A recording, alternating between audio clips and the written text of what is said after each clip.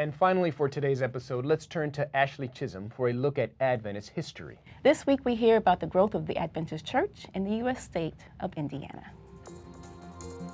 Welcome to This Week in Adventist History. On September 17, 1889, the camp meeting of the Indiana Conference of Seventh-day Adventists began in the town of Kokomo, Indiana.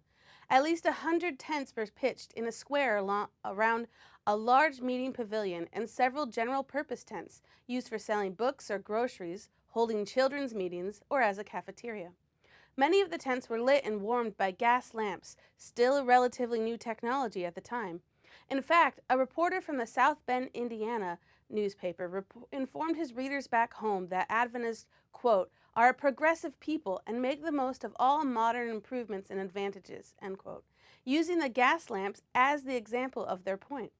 Attendees from outside the state included General Conference President O.A. Olson, who had just returned from a trip to Europe, R.M. Kilgore, Illinois Conference President, and E.J. Wagner, editor of the American Sentinel. F.D. Starr, president of the Indiana Conference, chaired the business meetings, held at the same time as the camp meeting. At their third meeting, on September 19th, the committee resolved to, quote, favor the maintenance of the mission reestablished at Indianapolis, and that we will sustain the same with our donations and prayers. 24 years and 2 days earlier, on September 17, 1865, a Sister Price wrote into the Review relating her family's move to Indianapolis and that she was, quote, all the Sabbath keeper I know of in this part of the country.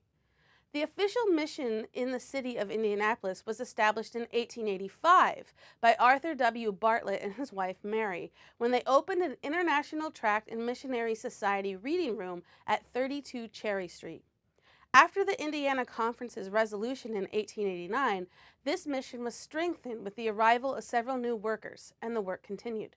As of 2018, the Indiana Conference is 8,729 members strong, and in 2020, 155 years after the Prices arrived in Indianapolis, those members will welcome Adventists from all over the world to the 61st General Conference session.